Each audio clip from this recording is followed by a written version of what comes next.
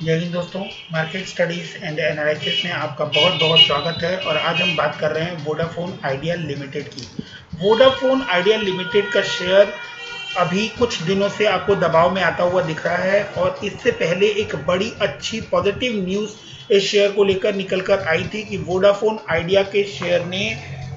Idea ने जो है स्पेक्ट्रम बिडिंग में 5 पॉइंट के ऊपर जीत हासिल की है और इसके बाद इनको 16 पॉइंट के ऊपर जो है वो आगे अपने 4G नेटवर्क को डेवलप करना है। उसके लिए इन्हें अर्जेंट फंड की रिक्वायरमेंट थी, जिसके लिए इन्होंने ओखिल के साथ बात करना स्टार्ट किया था। बट वो जो है वो फ्रूटफुल नहीं हुआ, जिसके बाद इस शेयर के ऊपर दबाव आता दिखा और आगे इस तरह की बातें होने लगी कि ये शेयर जो है ये प्रॉब्लम में आता दिखेगा। बट वहाँ पर भी एक बड़ी उम्मीद थी कि AGR ड्यूज के लिए जो इन्होंने कंप्लेंट फाइल की हुई है, रिकम्पिटिशन के लिए जो अपील फाइल की हुई है, उसका कुछ पॉजिटिव फीडबैक जो है वो सुप्रीम कोर्ट से आता हुआ दिखाई दे। बट आप लोग देख सकते हैं कि सुप्रीम कोर्ट से जो न्यूज़ निकल कर आई है, उस न्यूज़ में सुप्रीम कोर्ट ने क्या कहा है कि AGR case latest update, Supreme Court adjourn hearing in Airtel Vodafone Idea's plea on recomputation of telco dues.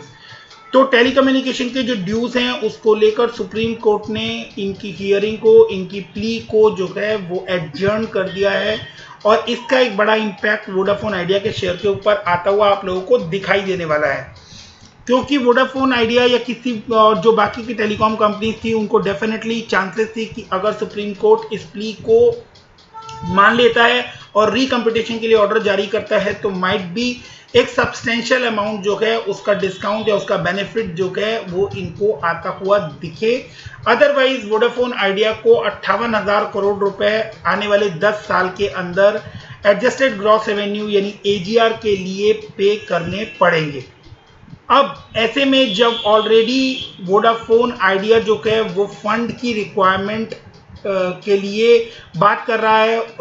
जगह जगह कोशिश कर रहा है, ऐसे में उनके लिए सुप्रीम कोर्ट का ये फैसला एक बड़े झटके के बराबर होगा। लेकिन जैसा कहते हैं कि उम्मीद कभी नहीं छोड़नी चाहिए और वोडाफोन आइडिया जैसा बड़ा प्लेयर जो है वो अब पूरी ताकत के साथ जुट गया है कि वो किसी भी तरह से फंड रेज करेंगे और उसके रिगार्डिंग एक बड़ी न्यूज़ निकल कर आ रही है, पॉजिटिव न्यूज़ निकल कर आ रही है कि Vodafone Idea in talks with private equity firm KKR and Carlyle amounts other to raise 2.5 billion. तो 14,500 से 18,000 करोड़ रेज करने के लिए इन्होंने UK बेस्ड जो प्राइवेट US बेस्ड जो प्राइवेट इक्विटी बड़े प्लेयर हैं KKR और कैरल ग्रुप, उनसे बात की है और ये फंड रेज करने की बात की है और कन्वर्टेबल इंस्ट्रूमेंट जो हैं वो इनको इशू किए जाएंगे,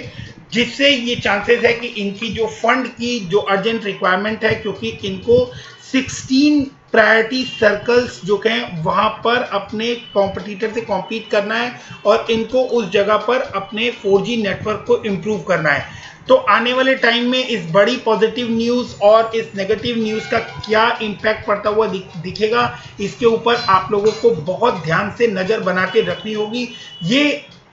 क्विक अपडेट जो है, ये इंपॉर्टेंट अपडेट जो है, ये मैं आप लोगों के साथ इस लेवल पर शेयर कर रहा हूँ। मार्केट से जुड़े किसी भी तरह के अपडेट के लिए आप लोग चैनल को सब्सक्राइब करके रखिए। मेरे जिन दोस्तों ने चैनल को ऑलरेडी सब्सक्राइब किया हुआ है वो जानते हैं कि कंटिन्यूअस उनको मार्केट का के जो भी इंपॉर्टेंट अपडेट्स होते हैं वो मैं कंटिन्यूअस बेसिस पर शेयर कर देता हूं। वोडाफोन आइडिया लिमिटेड के अंदर और कोई बड़ा इशू ऐसा आपको नजर नहीं आएगा, सिवाय इसके कि इसके जो डेट्स हैं वो डेट्स 1,05,214 करोड़ के हैं। तो इतने बड़े डेट के बर्डन के साथ इस कंपनी को वो जो है वो फंड की अर्जेंट रिक्वायरमेंट है, जिसके बारे में इन्होंने बात करना स्टार्ट कर दिया है। और अगर इनके जो स्पेक्ट्रम में इन्होंने बिड जीती थी और जो 16 पॉइंट पर इनको अपने नेटवर्क अपडेट करने हैं, अगर वो काम प्रॉपर वे में हो जाते हैं तो आने वाले टाइम में ये डेट का बर्डन कम होता दिखाई देगा और वोडाफोन आइडिया आप लोगों को इम्प्रूव करता हुआ दिखाई देने वाला है। बट फिलहाल इन पॉजिटिव और नेगेटिव न्यूज़ दोनों को ही मैंने आप लोगों के सामने रख दिया है, आप लोग इसके ऊपर नज़र बनाए रखें। इसके साथ साथ मैं चार्ट के ऊपर आपको एक इम्पॉर्टेंट चीज़ दिखा देता हूं कि अगर आप लोग वोडाफोन आइडिया के चार्ट को देखेंगे तो आप देख सकते हैं कि 2015 से लेकर अभी तक ये जो रेजिस्टेंस फेस कर रहा है वो मैंने रेजिस्टेंस की लाइन यहाँ पर डाली हुई है और आप देखें तो इसने 2018 में इस लेवल को क्रॉस करने की कोशिश की थी, इस रेजिस्टेंस लाइन को, इस ट्रेंड लाइन को क्रॉस करने की कोशिश की थी, बट यहाँ से इसने रेजिस्टेंस फेस किया और अगेन एक बड़ा फॉल देखने के बाद अब ये जिस लेवल पर है इस लेवल पर अगेन वो रेजिस्टेंस फेस होता दिखाई दे रहा है। और अगर ये यहाँ से कोई गुड न्यूज़ निकल कर आती है या इनके फंड रेज की न्यूज़ निकल कर आती है तो शॉर्ट टर्म में आप लोगों को वोडाफोन आइडिया के शेयर में पैसा बनाने का मौका मिल सकता है। अदरवाइज आप लोग इस शेयर में जो है वो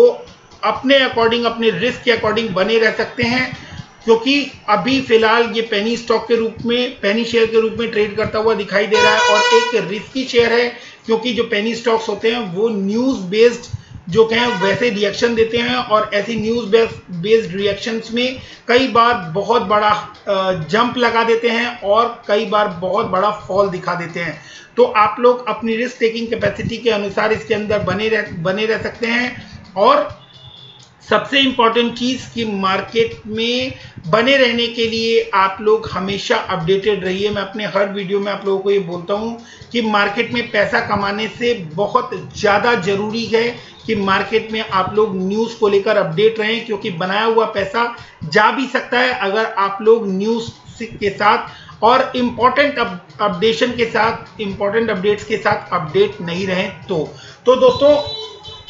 वीडियो को यहाँ तक देखने के लिए बहुत बहुत धन्यवाद। कोई भी सवाल हो तो आप लोग कमेंट सेक्शन में कर सकते हैं, मैं पूरी कोशिश करूंगा उसका जवाब देने की। So keep investing, stay safe, thank you, bye bye.